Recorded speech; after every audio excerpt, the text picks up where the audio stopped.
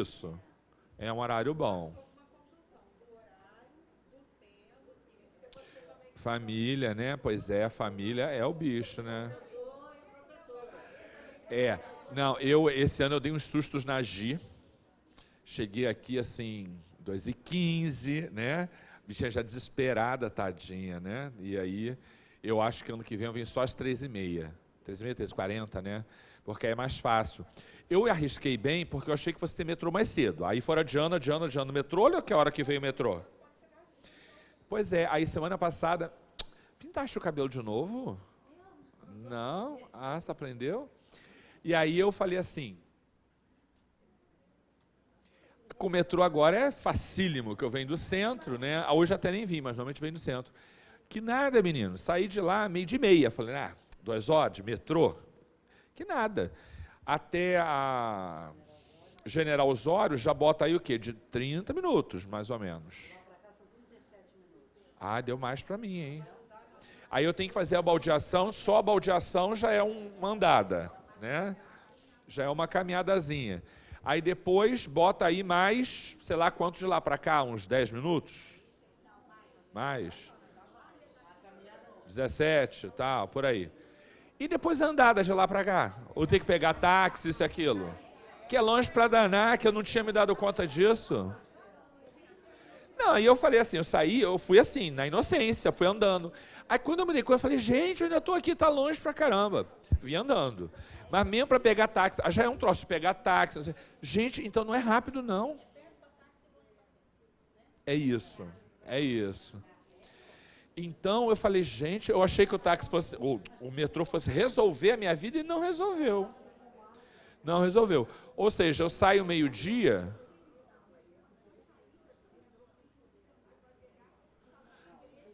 mas aí é um ponto só. Porque a andada da igreja para cá também é uma andadinha, né?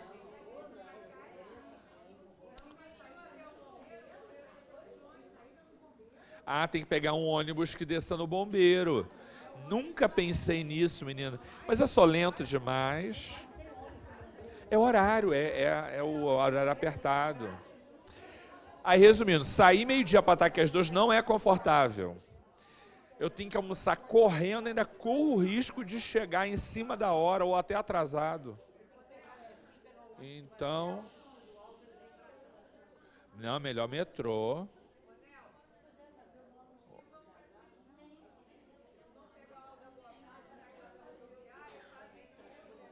Entendi. Mas eu ainda acho mais confortável começar às 3h30. Porque eu correndo, eu sou do tipo que se eu venho correndo, fica ruim para mim, sabe? Eu chego desconcentrado. Eu fico muito ansioso com essa coisa do horário, eu chego desconcentrado.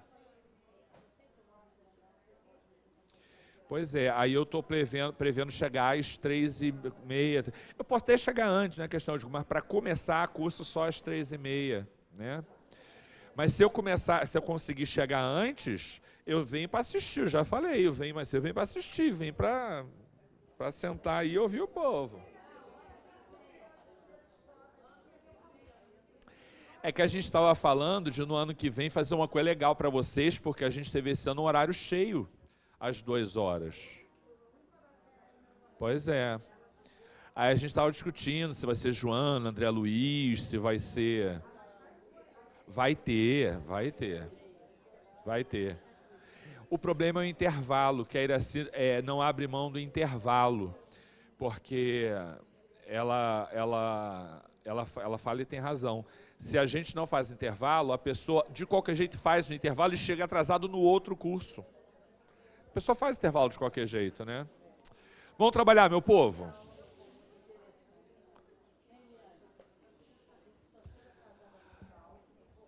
Vamos fazer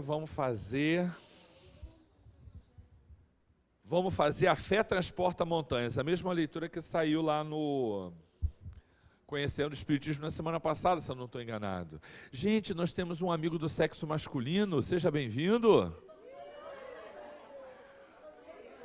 Você está comprometido, filho? Fala a verdade. Não, mas você já é. É porque vocês dois já são frequentes, né? Desculpe vexá-lo, tá? Desculpa a pergunta também, mas eu vou perguntar. Tá solteiro, amigo? Tá solteiro? É sério? Tá solteiro mesmo? Ixi, tem um monte de mulher bonita aqui procurando marido. Chega mais. Chega mais. Tem um monte de mulher bonita aqui procurando marido, ó, faz tempo. Tem umas amigas já bem resolvidas, mas tem outras assim que estão aceitando, sabe?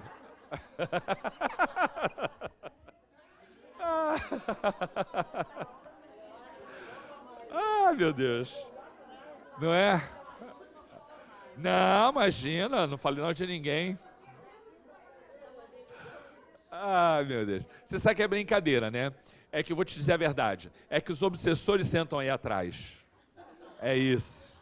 A gente gosta de vocês aqui, sabe, na frente. Os obsessores ficam lá atrás, porque não pode ficar aqui, tem que ficar lá atrás.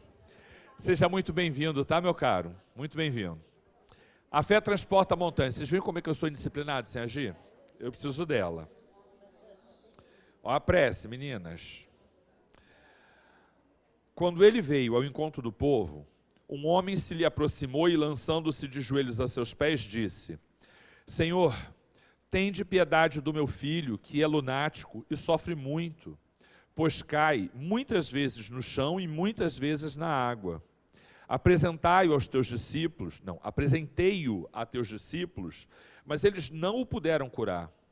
Jesus respondeu, dizendo a ela: Ó raça incrédula e depravada, até quando estarei convosco? Até quando vos sofrerei? Trazei-me aqui este menino. E tendo Jesus ameaçado o demônio, este saiu do menino, que no mesmo instante ficou são. Os discípulos vieram então ter com Jesus em particular e lhe perguntaram: por que não podemos nós outros expulsar esses demônios? Respondeu-lhe Jesus: por causa da vossa incredulidade. Porque em verdade vos digo, se tivesseis a fé do tamanho de um grão de mostarda, diríeis a esta montanha: transporta-te daí para ali, e ela se transportaria, e nada vos seria impossível. Evangelho de Mateus.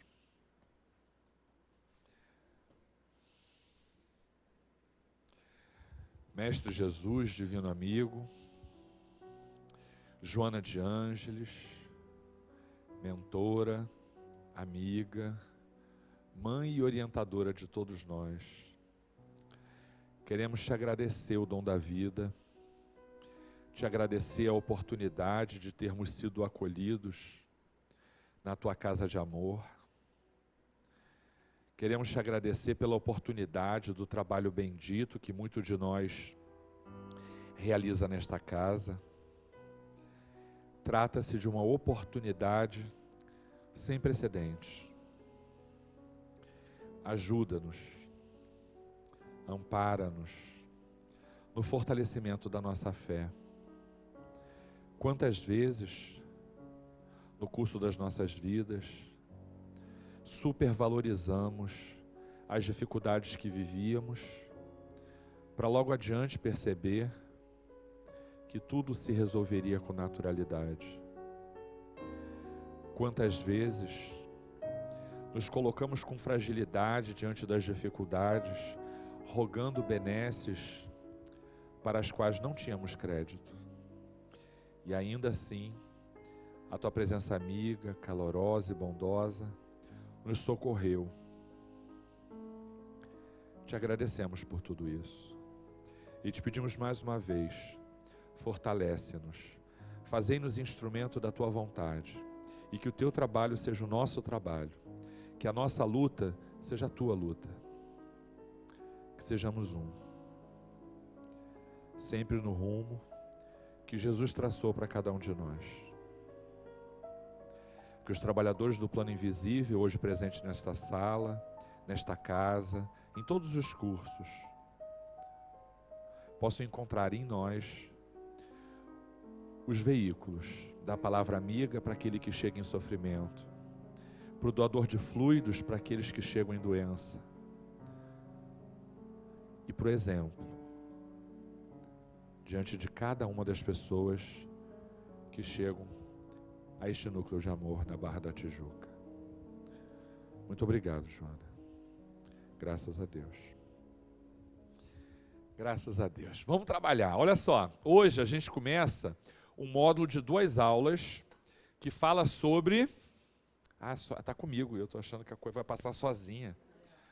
É que a Ju é que passa, menina, agir. Menina, eu preciso da agir. Preciso muito. Falei para ela, Gito, não te atreva a chegar atrasada, hein? Que ela disse, não, eu chego, olha aí, tá vendo? Isso é vingança pelo que eu fiz na semana passada. A gente fala de ciúme. Alguém é ciumenta aqui, ou ciumento? Já foi? Você é ciumenta até hoje? Isso aí. Olá, olá. Ciúme é um negócio que, de alguma forma, eu acho que a maioria já teve uma fase, né? Concordo com ela, acho que a gente vai mudando algumas coisas, né? E isso faz parte também do amadurecimento, né? Mas ciúme é uma coisa importante, porque o ciúme destrói, corrói as relações, sabe? Porque o ciúme trabalha no invisível, né? Basicamente, se é ciúme, não é real a preocupação. Então, trabalhar com ciúme é uma coisa, assim, difícil, para quem é ciumento, óbvio, né? E a gente trouxe umas frases que normalmente a gente escuta por aí. Ciúme é o tempero do amor, já ouviram isso?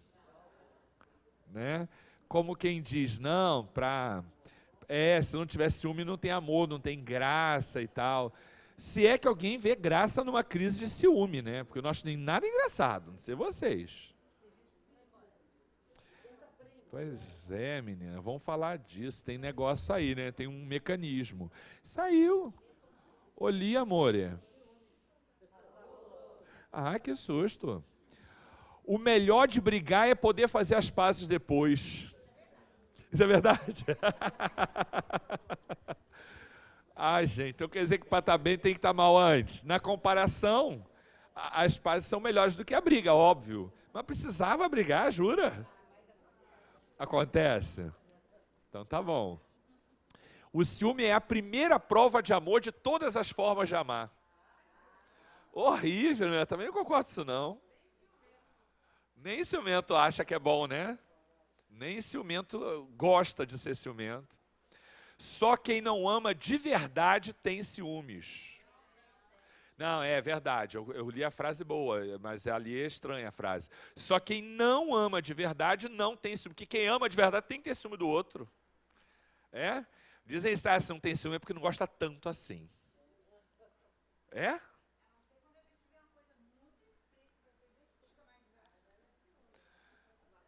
Explica, calma, vamos lá, vamos na profundidade. Como é que é a história? Repete. Um beijo pro povo que está em casa. Tem povo de casa hoje, ali? Beijo para vocês, tá? Que eu esqueci. Fala. Ele é pediatra. Mas é criança, só que criança não vai sozinha, vai sempre com mãe de criança, né? Não é? Tem umas mães que vêm toda, né? É. Gente, entendi. Gente, eu vou confessar para você, eu sou uma pessoa assediada. Tá, eu vou confessar para vocês que eu sou uma pessoa assediada. Porque professor tem um negócio assim, não tem? Professor tem isso, professor médico, tem umas coisas assim. Não é, menina, é verdade. E lá em casa tem ainda o precedente que minha mulher foi minha aluna, né? Então, pois é. Aí, pois é, contei, pronto, contei. Aí já era, né? E minha mãe foi aluna do meu pai. Vocês viram que é um mau hábito familiar, né?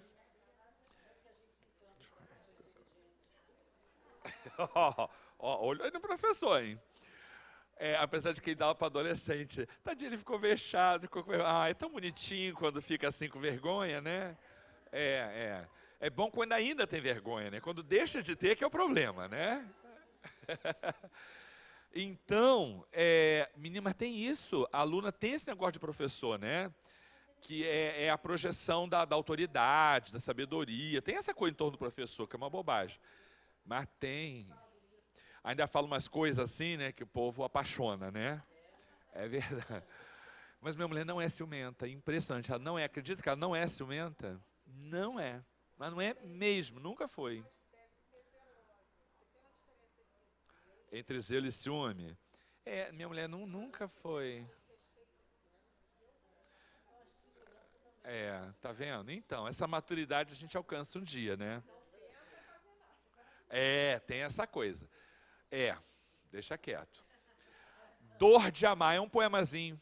A ansiedade me corrói, o ciúme me tortura, me atormenta e eu só queria perder esta mania de amar as pessoas até sair sangue. É patológico, né? Ai, meu Deus. Tem ciúme de filho. E a nora que chega nessa relação. Agora, né? Agora eu quero ver, dizer que eu não tenho ciúme, né? Não? Esse ciúme eu já tive. Na adolescência eu era bem maturo nesse sentido. Amigo meu tem que ser só amigo meu. Passei por essa fase, Passei por essa fase. Amigos, amigas, o tema hoje é ciúme, tá? Sejam bem-vindos, tá? Pode botar pra fora. Olá, amor. Pode botar pra fora, porque o povo aí tem coisa para desabafar com certeza. Oh, meu Deus. Os olhinhos arregalados. Algumas pessoas imaturas, fala de Joana, então presta atenção. Algumas pessoas imaturas psicologicamente tentam justificar o ciúme como sal do amor. Diz Joana, isso é uma besteira, porque a afetividade sadia não tem qualquer tipo de necessidade de conflito para se tornar interessante. Então, de antemão, a gente já põe aqui que ciúme não é legal. Óbvio, né? Que algumas pessoas, do ponto de vista social, veem vantagens no ciúme, como a gente viu, né? E não é isso, não. É imaturidade psicológica. Existe um mecanismo projetivo que a gente vai observar segundo a orientação de Joana. Todos os indivíduos têm dificuldades de vencer as suas questões perturbadoras, porque elas procedem, essas dificuldades perturbadoras, dos nossos atavismos, daqueles comportamentos ancestrais que a gente traz, ainda não amadurecidos. Para a gente entender isso, a gente vai hoje falar sobre o seguinte. Às vezes a gente amadurece num sentido e em outro não. Isso é claro para vocês, que a gente amadurece em algumas coisas e em outras não. E onde a gente amadurece mais rápida e consistentemente?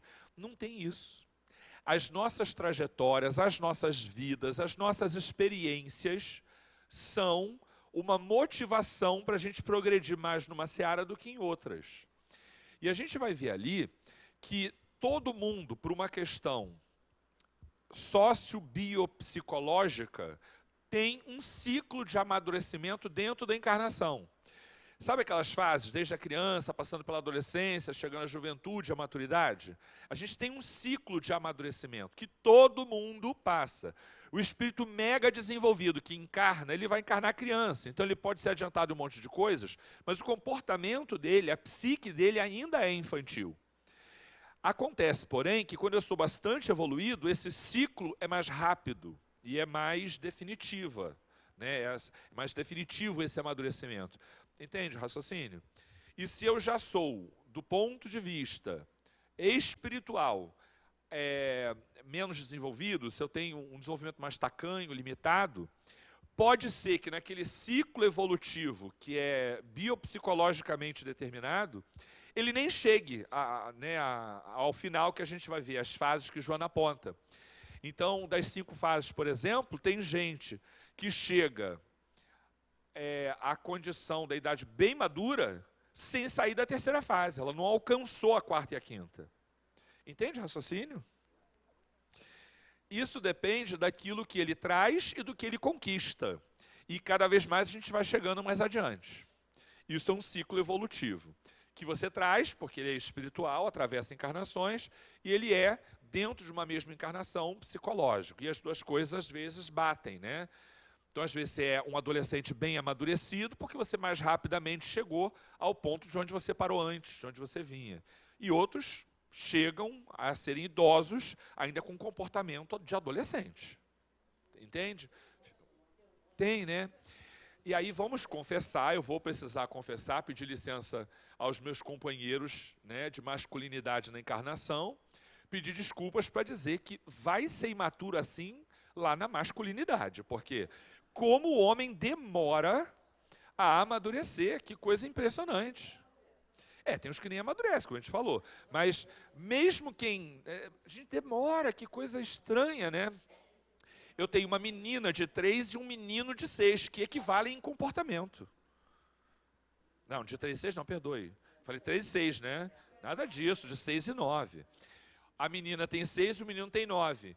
E ele vai de igual a igual para ela, porque ela é muito mais madura que ele, né? E aí fica parecendo que é igual, mesma faixa etária, pelo menos mesma idade mental, né? Porque menino é assim, tem jeito. Menino demora, é natural. Não é à toa que a maioria das mulheres, maioria, né? A gente está só colocando aqui um fato, que é socialmente repetido. As mulheres casam com homens mais velhos, porque não dá para ser muito assim, porque senão não dá, né? Fica chato, fica filho, né? Aliás, isso é um cuidado, hein, amiga? Cuidado com esse negócio de homem maturo, não sei o quê. Você começa a dar como se fosse filho, né? E aí, algumas até verbalizam, chamam de filho. Não sei se vocês já viram ou vivem isso. Muita mulher chama o marido de filho. Já viram isso? Vamos, filho, vamos. Eu não curto não acho legal. E o contrário, pode ser. Sim. E a gente sabe que, em geral, o complexo de Édipo e o complexo de Eletra influenciam nessa história toda que a gente está comentando, né? E não é raro também as mulheres verem nos maridos a figura do pai, tá? Eu já disse uma vez, vou repetir, que tem gente chegando depois. Uma amiga minha, a gente estava conversando sobre a questão, e ela falou, olha, eu passei a brigar com meu marido, com os meus filhos já adolescentes. Quer dizer, brigar eles brigam pouquíssimo, mas digo brigar na frente deles. Porque o terapeuta dela disse, olha, você está prejudicando o desenvolvimento emocional da sua filha. Porque a filha ela estava contando que a filha tinha um namoro assim, de 3 anos e tal, e aí brigou, assim, de forma mais, né, calorosa, pela primeira vez lá pelos 3 anos de namoro e terminou, não quer mais voltar.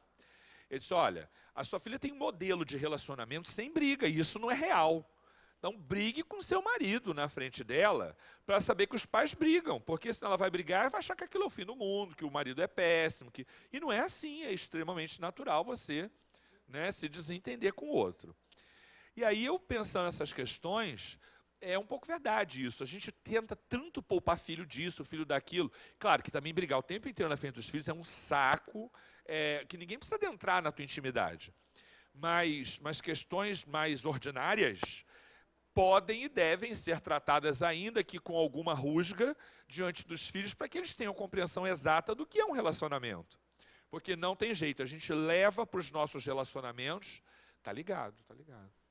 Aqui está até geladinho, se você quiser, é bem-vinda. Aí tá quentinho aí? Aqui até que tá gostoso, né? Tá quase começando a ficar frio. É assim que você gosta? Você é bem-vindo, mas também se quiser a gente pode pedir para ligar ali. Não? Então tá bom, imaginei. Então a gente tem que ter este cuidado para dar modelos de naturalidade, porque senão a gente realmente tem na construção psíquica do relacionamento a imagem daquele pai, daquela mãe que eram assim, que eram assado. Não é à toa que a mulher busca no marido, não raro, não é uma regra, mas busca eventualmente a figura do pai, e o marido, na mulher, a figura da filha. É um negócio por conta do marido ser o protetor, o provedor. Então é como se fosse a filha, porque ela se subordina a ele. Não estou defendendo isso, gente. Eu estou dizendo que isso é um fenômeno recorrente e que a gente tem que tomar cuidado para não reproduzir esses modelos. E aí, então, a gente vai ver agora que enfrentar a sombra nessas questões relativas a ciúme, relacionamento, não é um processo fácil, porque exige autoconhecimento. Fala, querida. Boa tarde, seja bem-vinda.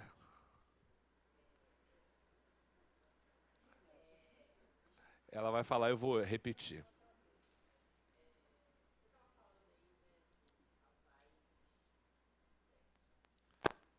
Sim.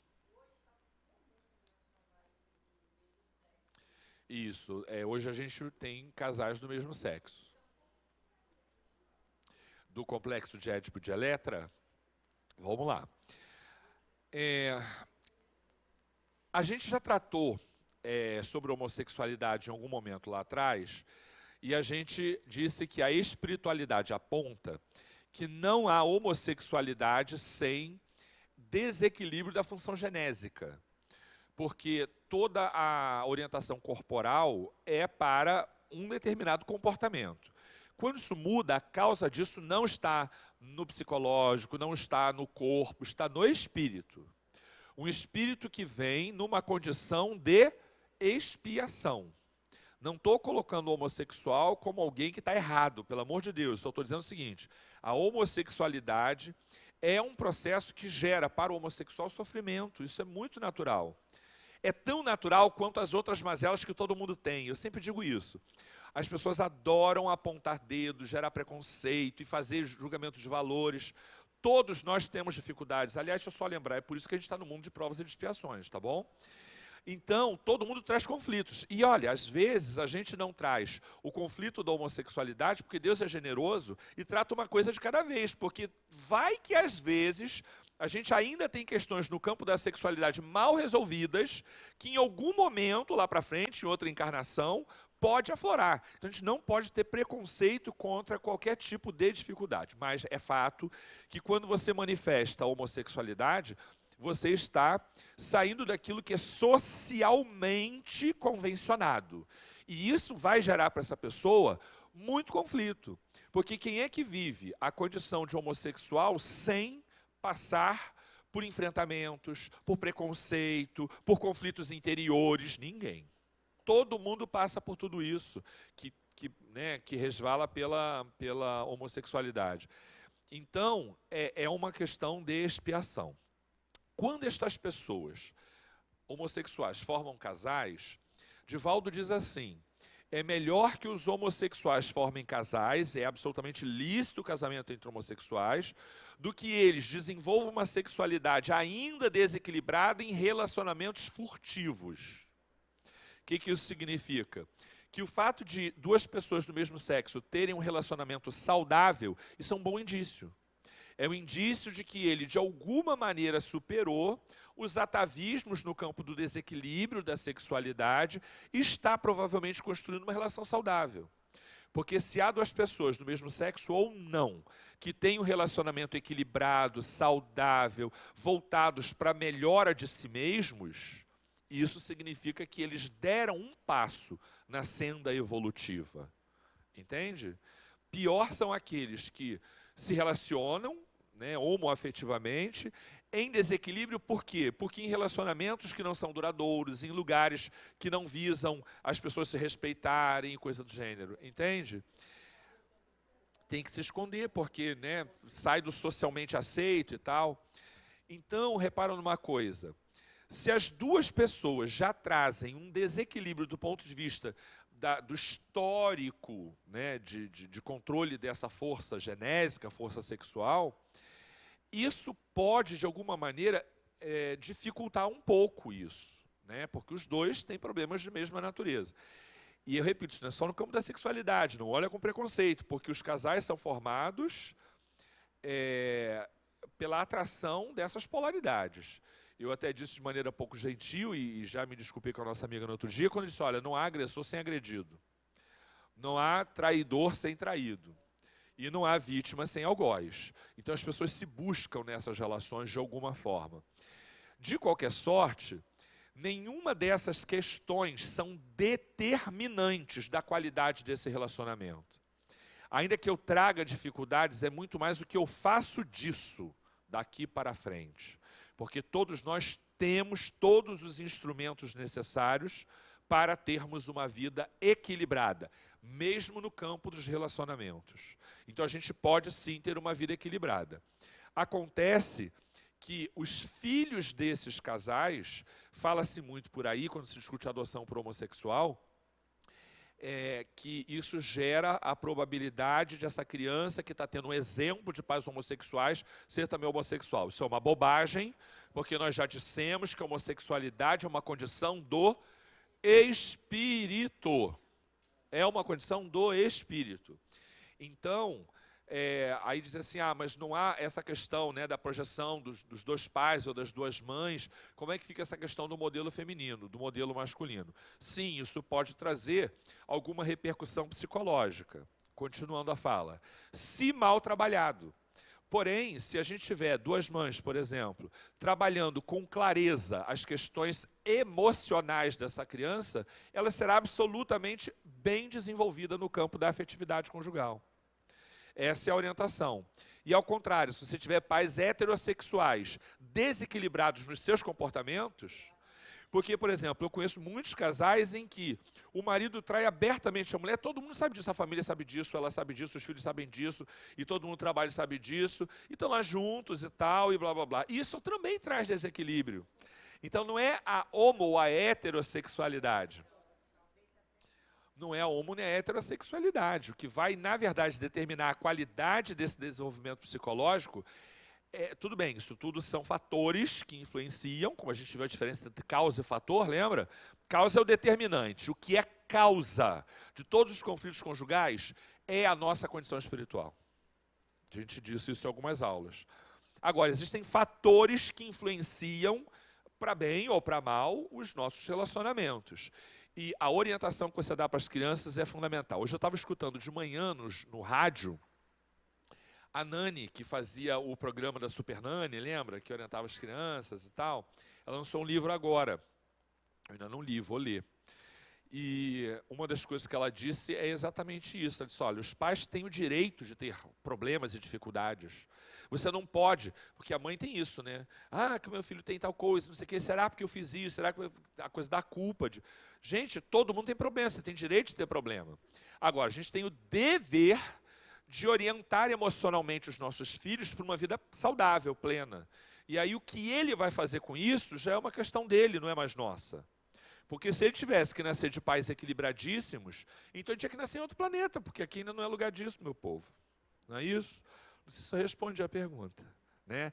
Então, sim, a presença dos dois indivíduos do sexo masculino ou feminino é um fator que precisa ser cuidado. Não deixe isso passar batido, mas orientado, esclarecido, conversado com amor, com afetividade, com equilíbrio, a gente resolve qualquer tipo de fator que aparentemente seja desestruturante, pode não ser.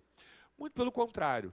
O que a gente observa é que filhos de pais homossexuais, por adoção ou não, que a gente sabe que há diversas situações, em geral, são pessoas mais conscientes dessa coisa da sexualidade. Porque sexualidade conversada de forma aberta e lúcida é algo que se faz desde muito cedo. Né? Enquanto pais heterossexuais, que são criados naquele ambiente muito repressivo, eu diria até preconceituoso, por que não? Tem uma... Não é? Que era difícil falar e tal. É muito engraçado que tem mães que dizem assim, não, eu falo sobre sexo abertamente com meu filho. Mas vai ver que tipo de conversa ela tem sobre sexo. É uma conversa rasa, imatura e aparente, assim, só aparente, não era... Né? Então, assim, ela acha que conversar sobre sexo é dizer, meu filho, você já começou a transar, então use camisinha. Falar para o filho que ele tem que usar camisinha é a conversa que ela tem, assim, de mais evoluída sobre sexo. Não, eu falo sobre sexo naturalmente com meu filho. Então, isso demonstra uma imaturidade no conduzimento dessas questões emocionais.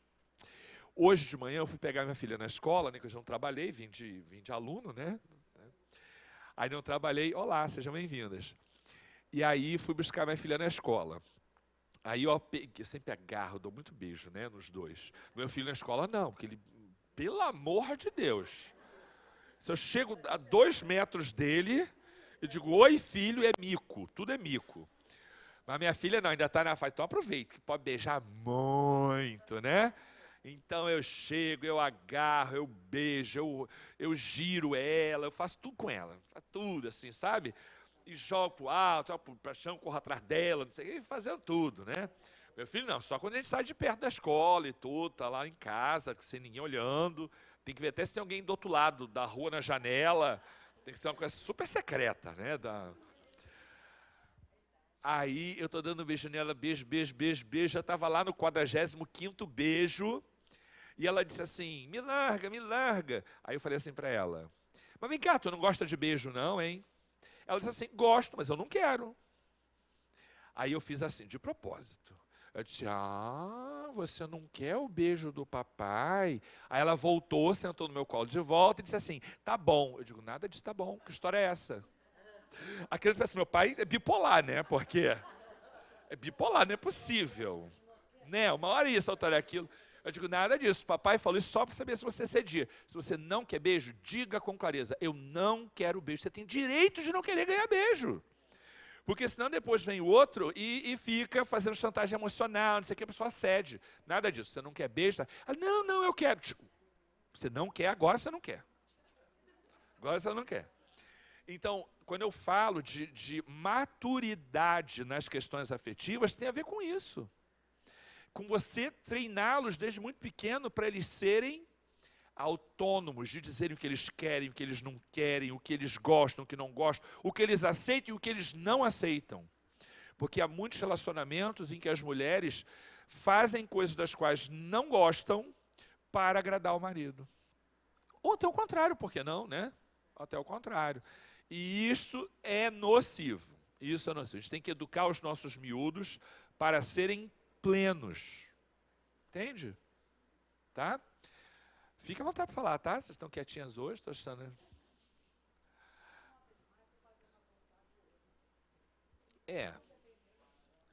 fazer uma vontade junto também acho que não tem nenhum problema.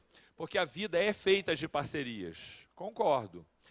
Mas será que ela tem consciência do que é ceder e do que é ser massacrada emocionalmente? Porque muitas pessoas fazem isso tão recorrentemente que sequer se dão conta de que fazem isso.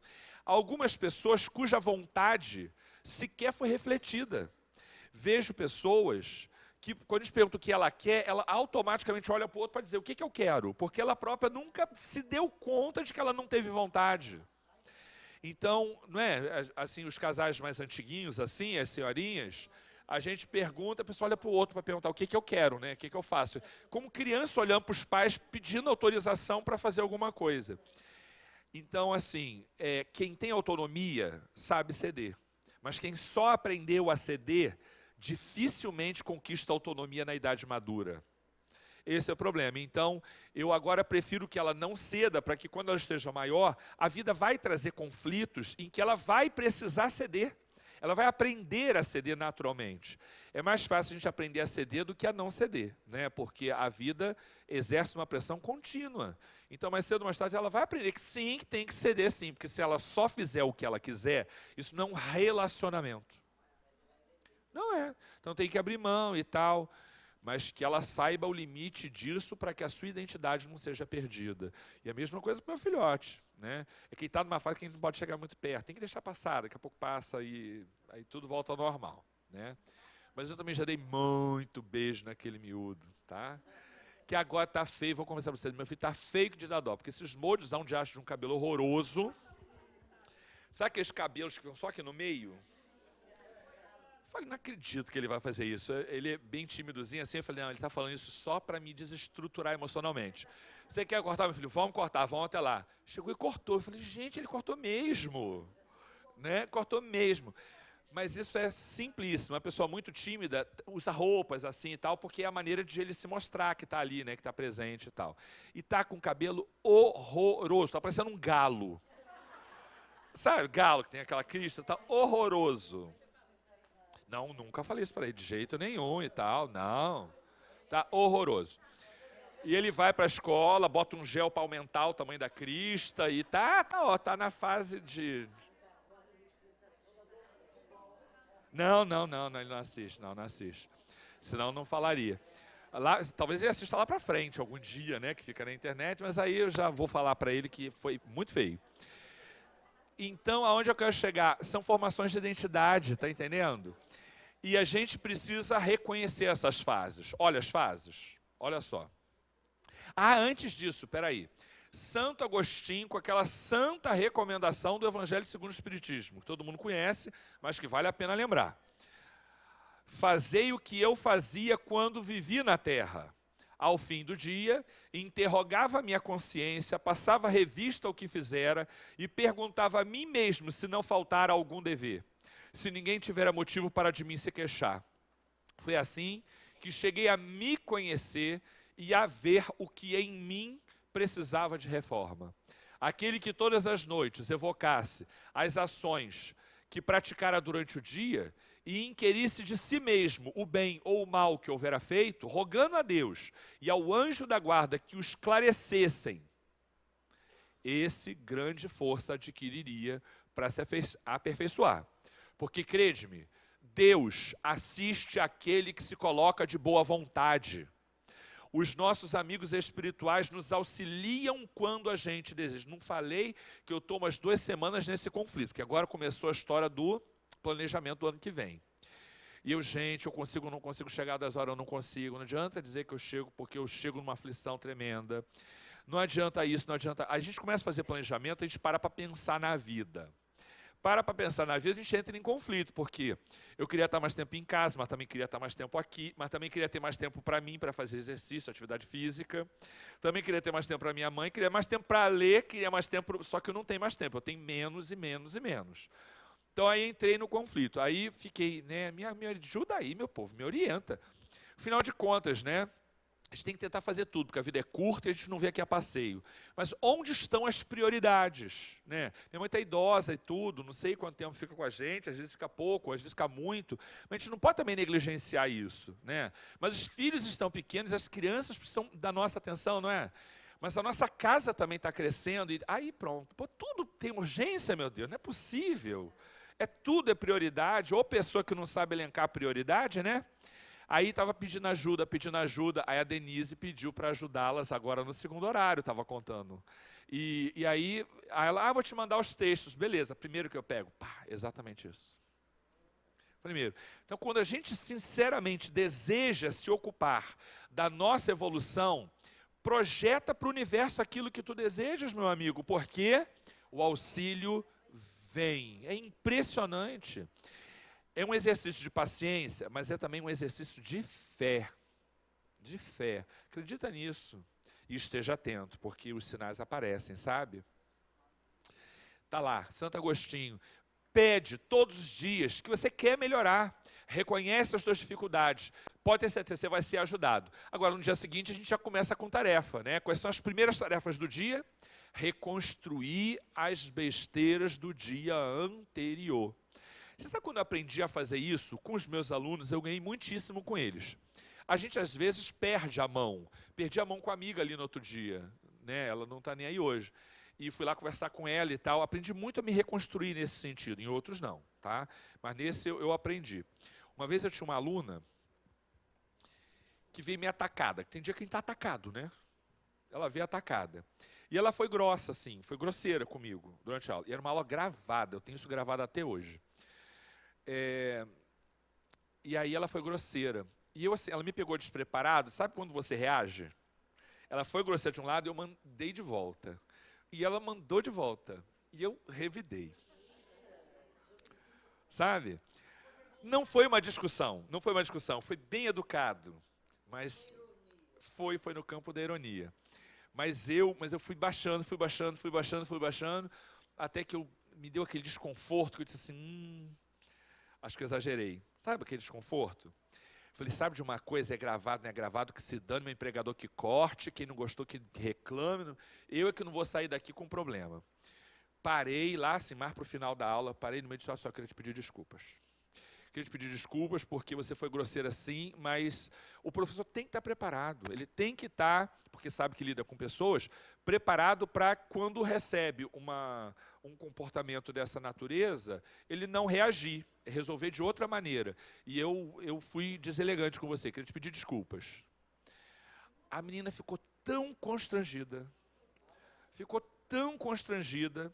porque ela estava cheia de razão, porque o professor havia sido deselegante. E eu acho até que ela já tinha feito sabe quando você faz no intervalo, você faz dá aquela articulada para poder Fala mal da pessoa com toda razão. Eu acho que isso aconteceu, porque quem estava perto falou assim para ela, viu, não te falei? Aquela coisa, né? E ela ficou muito constrangida. É uma das poucas alunas com quem eu tenho contato até hoje. Por Facebook, por blá blá blá e tal, tal, tal.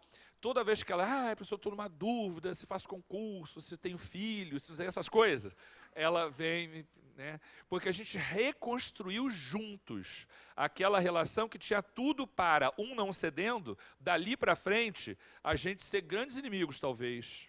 Não é isso? Então a gente tem que aprender a se reconstruir. E nos relacionamentos também. Porque, gente, a gente tem as máscaras que a gente usa. Todos nós temos máscaras. Todos. Algumas que estão tão presas que nem a gente sabe que ela existe. A gente acha que ela é a nossa identidade. Ela não é a nossa identidade, ela é uma máscara. Na rua, por conta das dificuldades de trabalho, por conta das questões sociais, por conta das tuas necessidades materiais, a gente faz muitas concessões na rua. Faz muitas concessões. A gente vai fazendo concessões e, como eu disse na aula passada, a gente engole sapo, a gente finge que não doeu e doeu, e a gente vai construindo. Agora, olha que coisa curiosa, quando a gente chega à casa, já que todo mundo que está ali, a gente ama e ama a gente, a garantia afetiva nos faz crer que aquelas pessoas também não merecem de nós o respeito que as pessoas da rua mereceram. Você está dizendo que a gente vai manter as máscaras até dentro de casa? Bom, são máscaras porque elas ainda não representam o que você é. Mas, se esta máscara me permitiu ter um comportamento mais solícito, qualificado, generoso com o outro, essa máscara teve um papel positivo. E se eu faço na rua, por que eu não posso fazer isso dentro de casa? Muitas pessoas fazem, como eu costumo chamar, da sua casa o lugar da sua lixeira emocional. Porque eu já engulo sapo aqui, ali e acolá. Então aqui dentro de casa eu tenho que ser eu. Ou seja, eu vou projetar em vocês todas as frustrações que eu colhi na rua. Então ele é ignorante dentro de casa, ele é grosseiro dentro de casa, ele é intolerante dentro de casa. Ele que não teve voz nem vez na rua, ele quer ter dentro de casa. Então ele se torna um déspota familiar. Cuidado com esse comportamento, porque pela garantia afetiva, as pessoas continuam do nosso lado. Só que ninguém recebe uma grosseria sem consequências no campo emocional. Ok?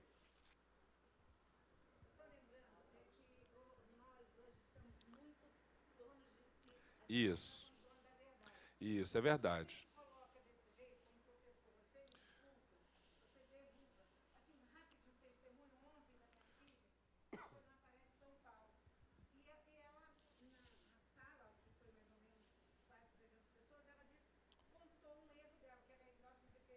Aham. E ela contou, ela falou o erro que ela houve com ela e que ela pediu também desculpa, mas Aham. o erro foi sério em relação Sim.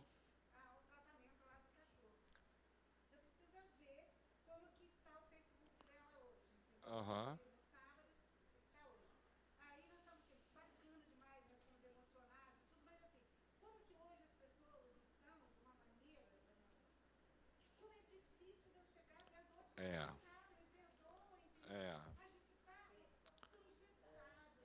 É verdade. Bom, lá que a amiga falou umas coisas interessantes aqui.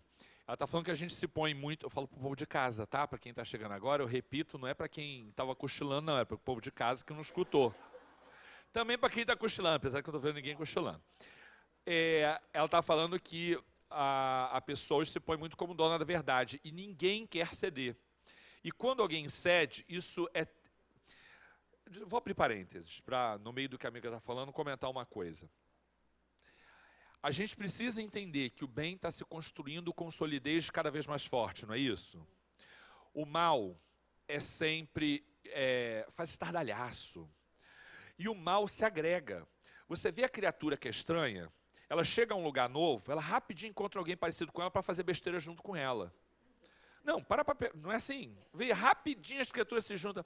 O mal tem uma adesão muito rápida, muito imediata, e ele faz estardalhaço, todo mundo sabe que aquilo aconteceu, isso vai para a televisão e tal. O bem já não, o bem é tímido, porque aquele que pratica o bem, ele tem, como é que a gente vai chamar isso? Ele tem uma, me fugiu agora uma palavra, pudor é uma boa palavra, fugiu aqui a dizer, é como se ele tivesse, pode ser, é como se ele se constrangesse em dizer que está fazendo o bem, porque o bem precisa que a vossa mão direita não saiba o que deu à esquerda ou vice-versa. Então, o bem tem que ser mais silencioso. Então, a gente demora mais a fazer coesão. A gente tem lá na escola das crianças uma mãe bem desequilibrada. E agora essa história de ter grupo de WhatsApp de pais é um desacerto. Porque, gente, os pais brigam mais do que as crianças. Acredita no que eu estou falando? Eles se estressam mais e brigam mais do que as crianças. A criança discutiu com ali no dia, ele chega a casa, conta que discutiu, amanhã as duas crianças já estão lá brincando, e os pais estão trocando fartas, indo à escola e articulando, é uma coisa horrorosa. E tem uma mãe bem desequilibrada no grupo. E a minha mulher estava assim, porque eu vou ter que falar isso, eu vou ter que falar, eu dizendo, você fica quieta, porque você é mãe, você tem que dar o exemplo e tal. Hoje a gente foi ter reunião. Aí a minha mulher não aguentou, né? Ela falou, disse, olha, está acontecendo isso. Professor, esse problema que a senhora viu ontem foi porque fulana tal, e falou. Você sabe que ela estava falando, o colégio deles é católico. Eles levaram a gente para uma salinha, que tem uns quadrinhos, assim, a igreja usa muito isso, né? Umas imagens, uns quadros e tal.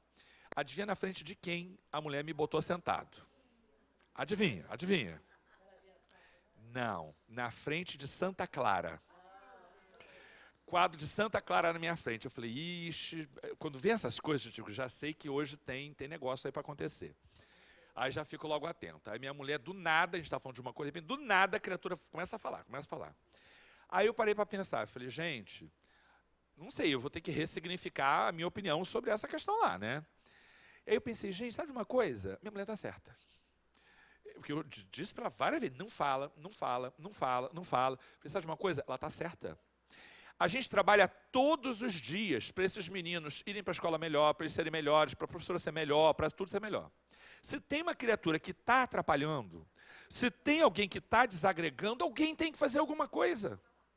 Porque senão, olha o tanto de trabalho que desestrutura, o tanto de tempo que demora para isso aparecer, o tanto de tempo que... Sabe de uma coisa? Tem mais é que falar mesmo. Eu disse, meu amor, pega o telefone e mostra para a professora, por favor. Ela me olhou até com uma cara assim de que, jura?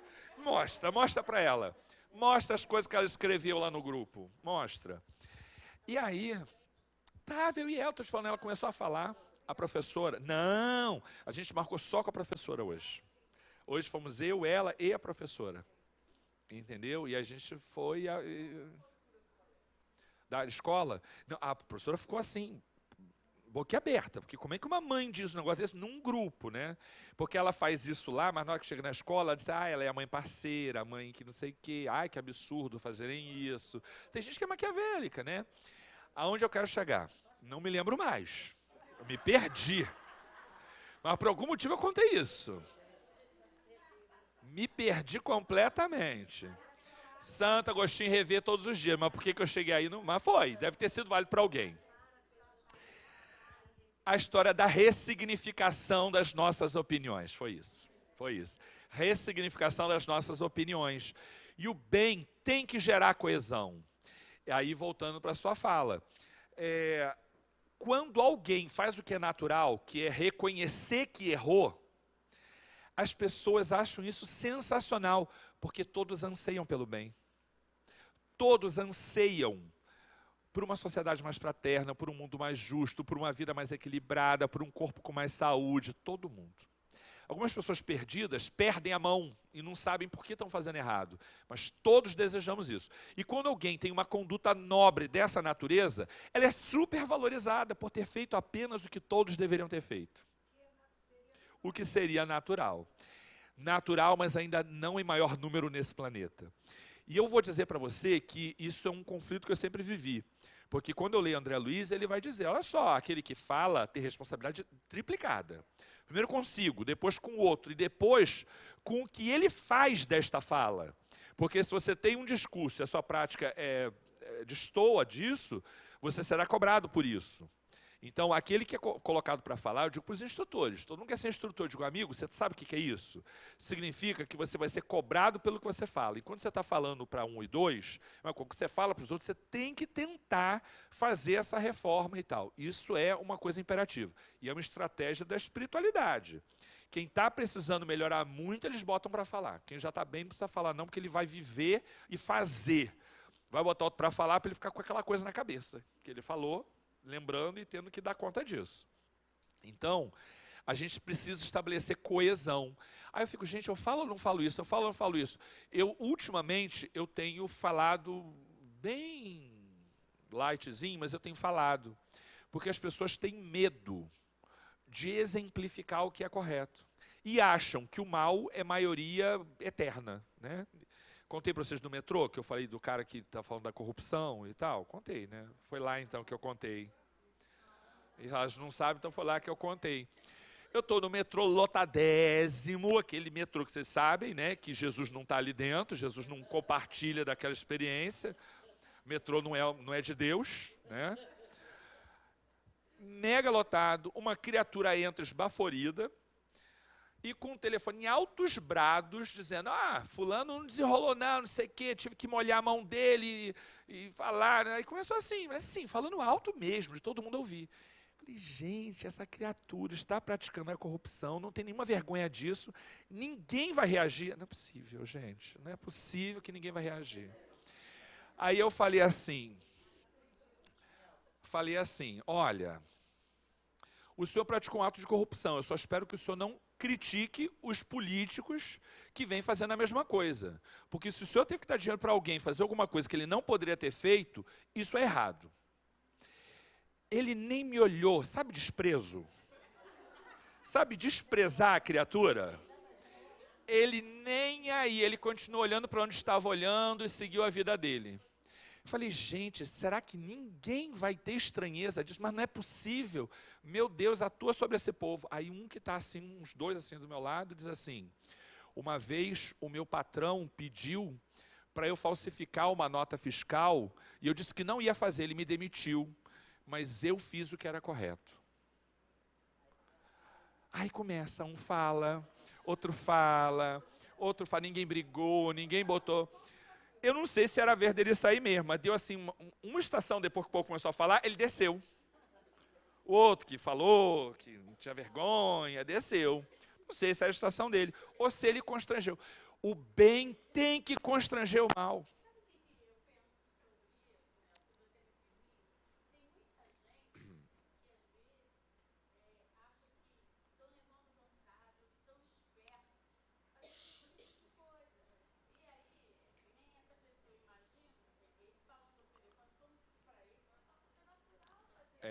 Mas é natural. Talvez a prática profissional dele seja corromper todos os dias. Isso é tão natural que ele não tem mais sabe, aquele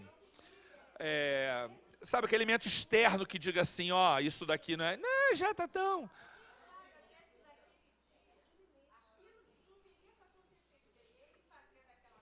Exatamente, aquela prática é algo natural. Provavelmente no dia seguinte ele vai fazer igual a antes, mas ele já não vai ter coragem de falar assim, vai olhar para os lados para saber quem é que está do lado, né? Você não vai ter um maluco para poder...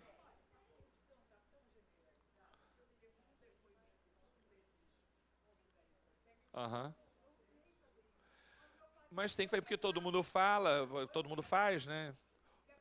Ou se eu não faço eu quero, porque todo mundo faz, se eu fizer direito eu não consigo sobreviver. Aí vocês perguntam, e o ciúme? Foi pro saco, amigo. O ciúme foi pro saco. A gente não está mais falando de ciúme, mas vai lá que também tá bom. Se tá bom, né? A gente tem 2 aulas mesmo para falar de ciúme. Quando a gente está aqui, ela me bota. É muito bonitinho. Ela às vezes fala assim, entre os dentes. Já está na hora, você está saindo do tema. É uma lady. Não, já passou. E aí, bom, aí eu estou fechando a parte preparatória para eu poder falar de ciúme. Entenderam? Que vai ficar para lá que vem. o amigo está chegando. A gente normalmente não é assim, não. Hoje eu estou estranho, tá, filho? O amigo está chegando hoje, não é assim, não. Mas pode vir semana que vem que você vai ver que é normal, assim. Tá? Não, o nosso amigo lá. Que, aliás, é muito bem-vindo, né? Já disse isso para ele. Primeira etapa. Jonas de Ângeles fala desse desenvolvimento de uma consciência rumo à plenitude. Primeira etapa. Identificação entre a consciência do indivíduo e o mundo circundante. É a criança beber. Ela ainda não tem ideia de que ela e o mundo é o mundo, é uma coisa só, né? Não tem ainda essa diferença. Então, ela precisa adquirir consciência. Sabe criança se vendo no espelho e sabendo que é ela? Né? Ou criança se referindo a si mesmo na terceira pessoa? Né? Ela ainda não tem isso. Ela vai ter que adquirir uma consciência dela, de que ela existe, de que ela é uma. E ela é diferente do resto, né? Do outro. Ela é uma e o outro é fora de si. Isso precisa acontecer. É uma fase, é uma etapa desse desenvolvimento. Segunda. Nessa segunda etapa, já é possível perceber os limites, a diferenciação entre ela e as coisas, só que isso não significa que a projeção no mundo foi superada. Pelo contrário, ela ainda projeta a consciência de si mesma no outro. Em quem? Nos pais. No responsável, nos avós, no cuidador. A criança, basicamente, ainda não tem vontades e valores sólidos nessa segunda etapa. Ela faz o que dizem para ela. Daí a importância do exemplo, que a gente sempre fala, né? A criança não reproduz o que dizem para ela, reproduz o que ela vivencia. Então, ela ainda projeta. Ela ainda não tem a consciência dessa unidade. Ela projeta em alguém. E esse alguém são os seus próximos, são os seus afetos. Bom, chega um momento em que a gente precisa ampliar e abstratizar essa projeção. Mas a terceira etapa ainda é uma etapa de projeção. Acontece que chega uma fase, hein, Denise? O seu é ótimo, não passa por essas coisas, mas vê se você já ouviu falar nisso. Que o pai e a mãe estão sempre errados, não importa o que é. Chega uma fase que tudo que o pai e a mãe dizem está sempre errado. Certo é o amigo, certo é o professor, certo é o, sei lá, é alguém. O seu é ótimo, não passou por essa fase, passou? Não. É sério? Tá passando agora? Você diz que não pode, porque o pai do fulano deixa, você é péssimo, que cruel que você é, que você não deixa nada. Os meus amigos é que são felizes. Não é? Não tem isso? Aí você começa a abstratizar, ampliar mesmo. São pessoas que não têm essa garantia afetiva, são pessoas que às vezes você sequer conhece. Daí a importância de trazer o jovenzinho para o grupo jovem. Porque ele tem que ter no entorno, nessa relação projetiva, bons exemplos. Se ele só tiver maus exemplos, está frito, você está frito. Tá? Você tem que oferecer bons exemplos para que ele tenha pelo menos um conflito. Para que ele tenha parâmetros diferentes. Senão já era. Ele abstratiza. E é aí que os jovens são massa de manobra para movimentos ideológicos. É o melhor momento para você manipular. Ele está doido que alguém que não é o pai, não é a mãe, diga que ele é importante para aquele movimento e que ele tem uma tarefa brilhante a realizar. Pronto, é o momento em que eles vão angariando esses jovens para a realização de projetos que são vontade de alguém e que eles não identificam com muita clareza. São massa de manobra. Isso é ruim? Eu não vou dizer que nem é ruim, nem é bom. É uma etapa. É uma etapa, porque a etapa que constitui a plenitude é uma etapa que está fora de si. Se você imagina alguém na condição de Jesus, que veio para viver o que ele veio viver porque ele queria para ele ou porque ele queria para a humanidade? Então ele projeta o seu desejo e a sua ação nele, nos seus anseios ou na humanidade? Olha essa abstração, eu só consigo fazer isso se eu passar por essa fase. Entende? Só que tem um problema. Eu ainda estou projetando em... Jesus não tem uma relação projetiva. Ele, na verdade, ele não projeta na humanidade. Ele age por si mesmo, porque ele sabe, ele crê que isso é o correto, mas ele faz pelo outro. Mas eu preciso passar por esse processo de abstração, entende isso? Senão ele não consegue ter essa visão mais alargada do que é certo e do que é errado por si mesmo. Ali ele ainda imita, ele ainda segue, ele ainda obedece a alguém que determina em nome dele. Só que a gente chega à quarta etapa. Quer dizer, a gente chega, nem todo mundo chega. Aí é que a Joana diz, nem todo mundo. Tem gente que não tem opinião. Ele tem que eleger alguém que pense por ele. Gente, por que que pesquisa eleitoral se tornou algo tão definitivo? Né, tão relevante? Porque os indecisos, no final das contas, massa de manobra que são, incapazes de pensar por si mesmos, eu não quero saber se o candidato que eu escolhi vai ou não vai ganhar. Para mim ele é o melhor e é nele que eu vou votar. Se meu voto vai ser relevante ou não para o processo eleitoral, que se dane. Eu tenho que ter consciência de que eu fiz uma escolha adequada. Se a maioria não fez, vamos enfrentar junto, mas... não é? Tem muita gente que acaba indo porque a maioria vai, então não vai fazer diferença mesmo, vou. Isto é o indivíduo que ainda não saiu da terceira etapa, porque projeta em alguém a decisão daquilo que... E tem gente que é muito Maria vai com as outras, né?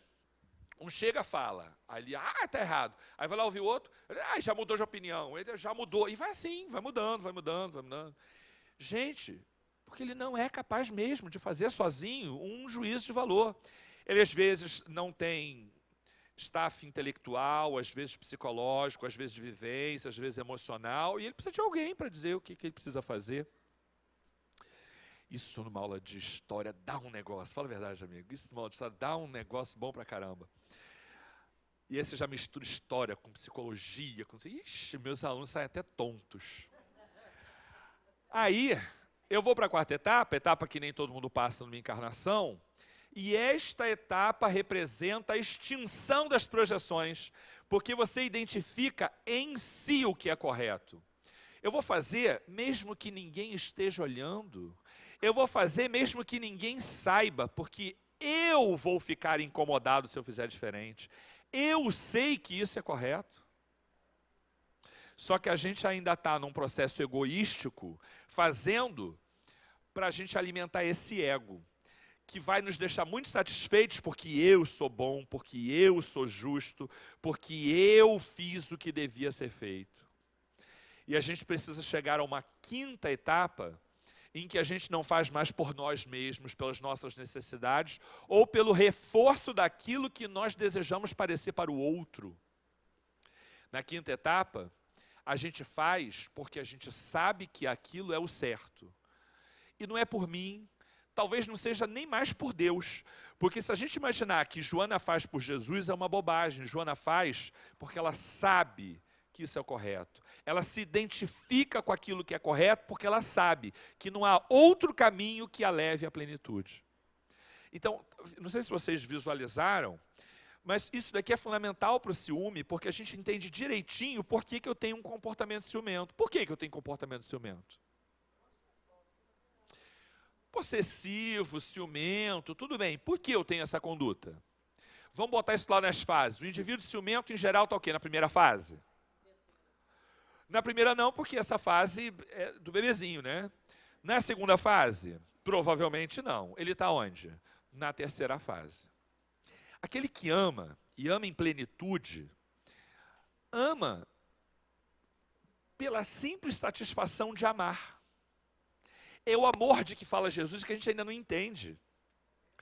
Mas quando a gente ama e esta pessoa não devolve, não retribui determinados comportamentos, eu faço tudo por você, como é que você não olha só para mim?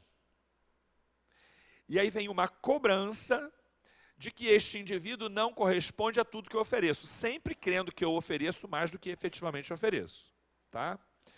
O ciúme é uma relação projetiva.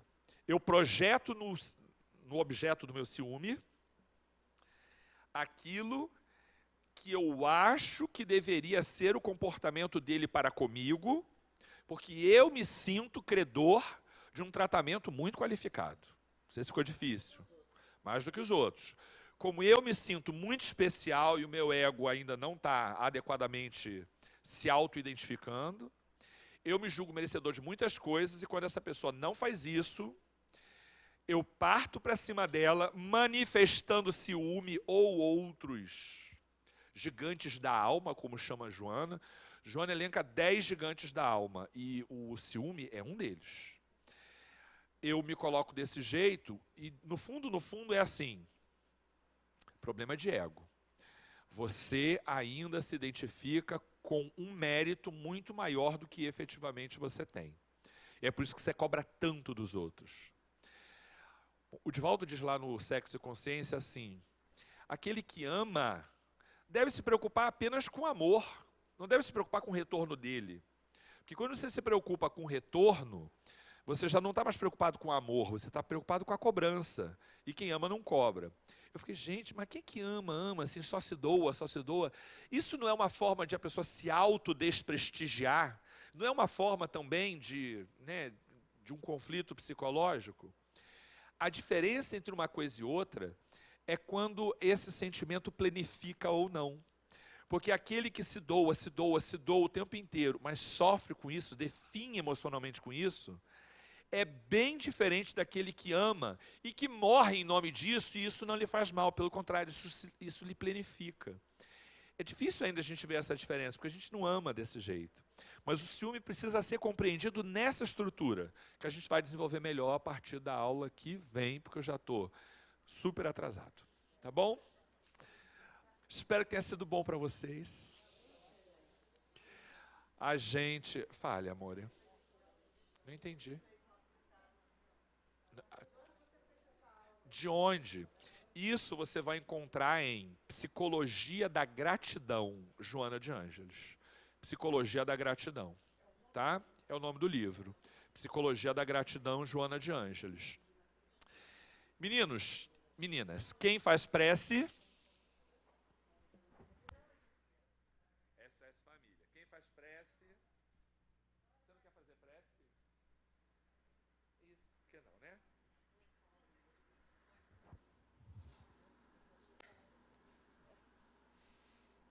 Agradecemos a Jesus, Joana, pelos ensinamentos aprendidos hoje, que possamos colocar em prática tudo o que estamos tendo durante o curso, ao longo do ano, todas as palavras dedicadas aqui.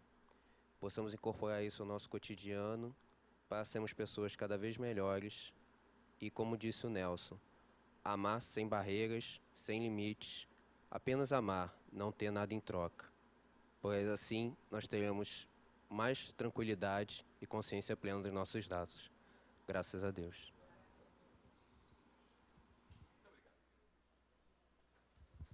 Beijo, meu povo. Olha, quem é do Autocura, eu continuo por aqui.